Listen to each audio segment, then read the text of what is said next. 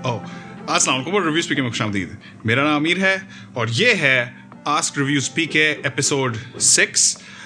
मैं कोशिश कर रहा हूँ कि इसको थोड़ा सा और रेगुलर किया जाए ताकि आप लोगों से भी एक हमारा जो ये कांस्टेंट एक्सचेंज है वो बरकरार रहे। बहरहाल क्वेश्चंस का सिलसिला शुरू करते हैं, देखते रहिए। अगर आप हमारे चैनल पर नए हैं तो सब्सक्राइब कर लें और नोटिफिकेशंस को ऑन कर लें ताकि जब भी कोई नई वीडियो अपलोड हो तो आपको उसका नोटिफिकेशन मिल जाए। तो पहला तो क्वेश्चन है एम अरसलान की तरफ से, please tell me the best device in 40,000 rupee range.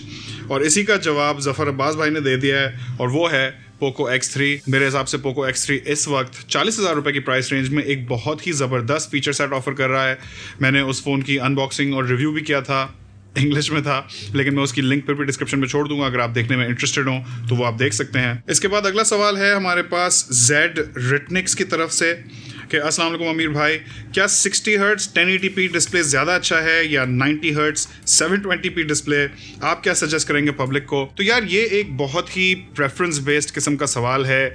आपकी अपनी पर्सनल प्रेफरेंस पे है कि आपको कौन सा ज़्यादा पसंद है। मैं हमारे चैनल पे एक पोल भी करूँगा ताकि आप लोगों की जो मुत्तफ़िका राय है उसके बारे में हम अंदाज़ा लगा सकें। लेकिन मेरा जो पर्सनल प्रेफरेंस है वो हमेशा थोड़ा हाई रिफ्रेश रेट पैनल्स की तरफ होता है। मुझे फील होता है कि जब मैं एक 60 हर्ट्ज डिस्प्ले से 90 हर्ट्ज पर जाता हूँ तो फ़ोन की स्मूथनेस और उसकी रिस्पॉन्सिवनेस और एक फ्लूइडिटी में बहुत ज़्यादा फ़र्क मुझे महसूस होता है और मुझे लगता है कि इससे मेरे ओवरऑल एक्सपीरियंस पे ज़्यादा फ़र्क पड़ता है बनस्बत उसके कि जब मैं 720p से 1080p पे जाता हूँ। दैट्स जस्ट मी, ये मेरा अपना ओपिनियन है, हो सकता है आपका डिफरेंट हो। मैं बहुत से लोगों को जानता हूँ जिनके लिए एक हाई रेस डिस्प्ले ज़्यादा मायने रखता है। तो आप भी मुझे कॉमेंट्स में बताएगा। मैंने कुछ वीडियोज़ में भी पहले ये पूछा था सवाल कि आपको इन दोनों में से कौन सा पसंद है, लेकिन मैं प्रेफर करता हूँ 720p हाई रिफ्रेश रेट के साथ। इसके बाद शाह सऊद दोस्त ने सवाल किया है, अस्सलाम वालेकुम।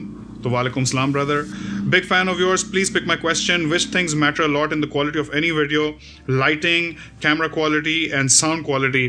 तो मैं आपको इन ऑर्डर ऑफ इंपॉर्टेंस बता देता हूँ। मेरे हिसाब से साउंड क्वालिटी सबसे इंपॉर्टेंट होती है।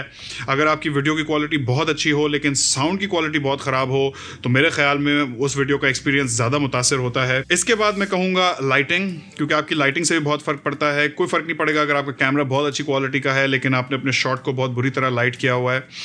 इसके लिए आप 3 पॉइंट लाइटिंग रिसर्च करें, यूट्यूब पे जाके आप 2-4 ट्यूटोरियल्स देख लें, आपको समझ में आ जाएगा। और थर्ड में मैं कहूँगा कैमरा क्वालिटी, क्योंकि अगर आपके कैमरा की क्वालिटी बहुत ज़बरदस्त नहीं भी है तो भी आप अच्छे साउंड और अच्छी लाइटिंग के साथ एक अच्छी इमेज निकाल सकते हैं। इसके बाद मोहम्मद हसीब पूछते हैं, number 1, RAM is more important in mobile और प्रोसेसर। नंबर 2, क्या वन प्लस नॉर्ड लेना चाहिए, अच्छा डिसीजन है या नहीं, if not tell any other option. और number 3, your approximate YouTube income. तो ये जो तीसरा सवाल है इसका पहले जवाब दे देता हूँ। कहते हैं never ask a woman her age and a man his wage. अब आते हैं आपके रैम और प्रोसेसर वाले सवाल पे। तो मेरे हिसाब से इन दोनों चीज़ों में प्रोसेसर ज़्यादा इंपॉर्टेंट होता है। अगर आपका प्रोसेसर बहुत पावरफुल हो और रैम कम भी हो, यकीनन आपके डिवाइस में ज़रा बॉटल का इशू ज़रूर क्रिएट होगा, लेकिन एक ज़्यादा पावरफुल प्रोसेसर फिर भी आपको ज़्यादा अच्छी परफॉर्मेंस देगा। हमने इसी टाइप की चीज़ एप्पल के आईफोन्स में देखी थी जहां हिस्टोरिकली काफ़ी कम रैम होती थी हमेशा, लेकिन पावरफुल प्रोसेसर होने की वजह से उनकी परफॉर्मेंस बहुत ही अच्छी रहती थी। ज़्यादा रैम का फ़ायदा उन लोगों के लिए है जो बहुत सारी ऐप्स बैकग्राउंड में चला के रखते हैं, बहुत हैवी गेम्स खेलते हैं और उस टाइप की चीज़ें। तो अगर दोनों में से मुझे एक सेलेक्ट करना हो, ज़्यादा रैम या ज़्यादा पावरफुल प्रोसेसर, तो मैं तो यकीनन प्रोसेसर ही चूज़ करूँगा। जहाँ तक रहा आपका वन प्लस नॉर्ड का सवाल, तो पाकिस्तान में सबसे बड़ा इशू ये है कि वन प्लस ऑफिशियली नहीं आ रहा है और वन प्लस नॉर्ड की ख़ास बात यह है कि उसकी प्राइस बहुत ही कम है, जिसकी वजह से इंटरनेशनली उसको बहुत ज़्यादा पजीराई मिली। लेकिन जब आप उसको पाकिस्तान में लाते हैं तो उस पर जो कस्टम्स और ड्यूटीज़ लगती हैं उसके बाद वो इतना महंगा हो जाता है कि उसी प्राइस में आपको बहुत ज़्यादा बेहतर फीचर सेट वाले फ़ोन्स भी मिल सकते हैं। तो मेरा तो मशवरा नहीं होगा कि वन प्लस नॉर्ड लें। पाकिस्तान में I am not sure one plus Nord इस वक्त कितने का मिल रहा है, लेकिन आई वुड गैस के 60-70 हज़ार का तो हो गई। तो इतने में आपके पास और भी ऑप्शंस आ जाते हैं जैसे कि Realme X3 सुपर जूम और Xiaomi का Mi 10T। तो उस टाइप के फ़ोन्स की तरफ भी आप देख सकते हैं। इसके बाद हुमैस अब्बासी की तरफ से हमारे पास आज एक रैपिड फायर राउंड आया है। तो ये पूछते हैं iPhone 12 Pro Max versus Samsung Note 20 Ultra। बहुत ही मुश्किल सवाल है भाई, क्योंकि मेरा डेली ड्राइवर Note 20 Ultra है, लेकिन मेरे पास इस वक्त iPhone 12 Pro Max अलमारी में लॉक्ड पड़ा हुआ है, पिन पैक, जो कि मैं सोच रहा हूँ कि खोल के उसको सेटअप करूँ। तो I am quite torn between these two phones, मुझे दोनों बहुत पसंद हैं। Note 20 Ultra is an excellent device और iPhone 12 Pro Max के साथ जो एप्पल का इकोसिस्टम है वो भी मुझे बहुत पसंद है। तो बहुत मुश्किल सवाल है। Samsung Galaxy Z Fold और Z Flip, definitely Z Fold। Z Fold की यार एक बात है, जब उसको खोल के किसी को देखो इस्तेमाल कर रहा होता है तो उसका एक भरम अपना है। Xiaomi और OnePlus, definitely Xiaomi, specially Pakistan के तनाजुर में, क्योंकि जैसा कि मैंने पहले बताया OnePlus पाकिस्तान में ऑफिशियली है ही नहीं, लेकिन Xiaomi ने पाकिस्तानी मार्केट में बहुत ज़्यादा कंपटीशन शेकअप किया है, बहुत ज़्यादा वैल्यू कंज्यूमर्स को दी है, लोअर प्राइस फ़ोन्स में ज़बरदस्त किस्म के स्पेक्स दिए हैं। तो definitely Xiaomi best smartphone ever made. अब मैं जानता हूँ ये रैपिड फायर राउंड था, लेकिन ऑब्वियसली मैंने एक क्वेश्चन सेलेक्ट किया है, मैंने पहले ही देख लिया था, तो इसके बारे में मैं काफ़ी देर सोचता रहा कि यार ये बेस्ट स्मार्टफोन एवर मेड कौन सा होगा या है भी कि नहीं। तो मेरे जहन में ख्याल आया कि the best smartphone ever made so far original iPhone है, जो सबसे पहले लॉन्च हुआ था। और उसकी वजह यह है कि जब वो ओरिजिनल पहला आईफोन लॉन्च हुआ था तो उसने उसके बाद पूरी इंडस्ट्री को शेकअप कर दिया। आईफोन से पहले इंडस्ट्री का लैंडस्केप बहुत ही अलग था, उधर आपको नोकिया भी दिखता था, ब्लैकबेरी भी दिखता था।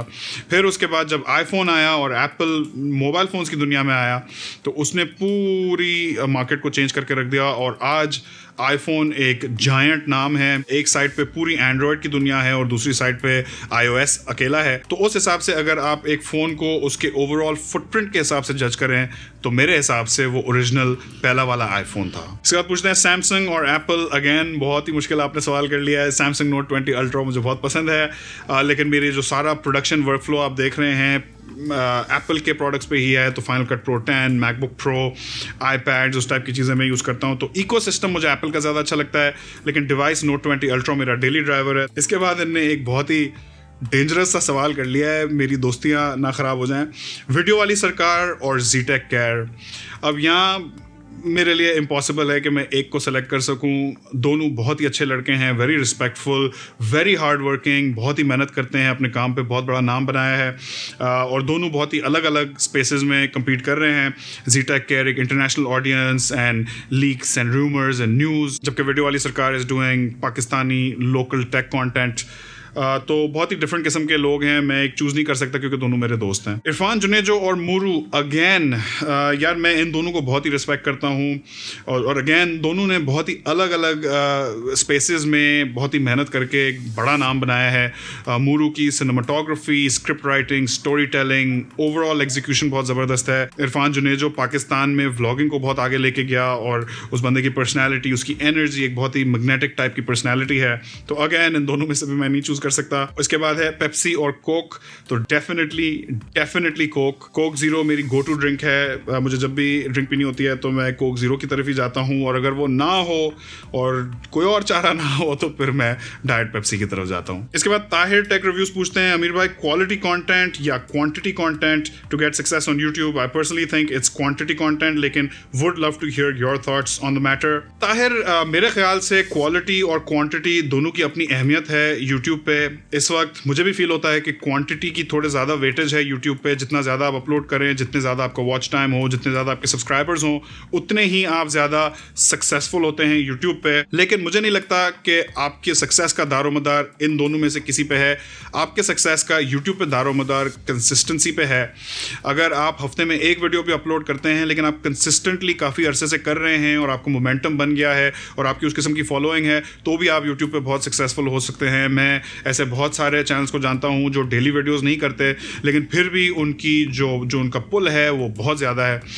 वो वंस इन अ वाइल भी अपलोड करें तो बहुत ज़्यादा व्यूज़ लेके चले जाते हैं। तो मेरे ख्याल से it's about consistency and building your audience over time. इसके बाद कैलाश कुमार पूछते हैं, अमीर भाई यूट्यूब के अलावा और क्या काम करते हैं आप? Love you brother.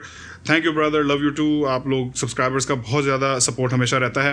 तो यूट्यूब के अलावा इससे पहले मैं फाइनेंशियल सर्विसेज में भी काम कर चुका हूँ, एसेट मैनेजमेंट और इन्वेस्टमेंट मैनेजमेंट में, और हमारे दूसरे बिजनेसेस भी हैं अल्हम्दुलिल्लाह, टेक्सटाइल और एग्रीकल्चर रिलेटेड। लेकिन इस वक्त मैं फुल टाइम यूट्यूब कर रहा हूँ, एक डिजिटल मीडिया कंपनी डेवलप करने की कोशिश कर रहा हूँ, और साथ ही साथ मेरे अपने इन्वेस्टमेंट्स हैं और उस टाइप की चीज़ें हैं। तो अल्हम्दुलिल्लाह, अल्लाह का शुक्र है, बहुत कुछ है करने को। तो दोस्तों, ये तो था हमारा आज का ask review speak episode episode 6। मैं सोच रहा हूँ कि इस वीडियो को और रेगुलर किया जाए ताकि हमारा एक कांस्टेंट एक्सचेंज रहे। तो फिर अगर इसको हम वंस अ वीक या फिर वंस इन 2 वीक्स कर दें तो उस पर आपका क्या ख्याल है, मुझे कमेंट सेक्शन में ज़रूर बताएगा। उम्मीद है आपको वीडियो पसंद आई होगी। अगर पसंद आए तो इस पर लाइक देना ना भूलिएगा। चैनल को सपोर्ट करने के लिए वीडियो को अपने दोस्तों के साथ भी शेयर कीजिएगा। इस वीडियो में इतना ही। देखने का बहुत शुक्रिया। इंशाल्लाह आपसे मुलाकात होगी अगली वीडियो में। अल्लाह हाफिज़।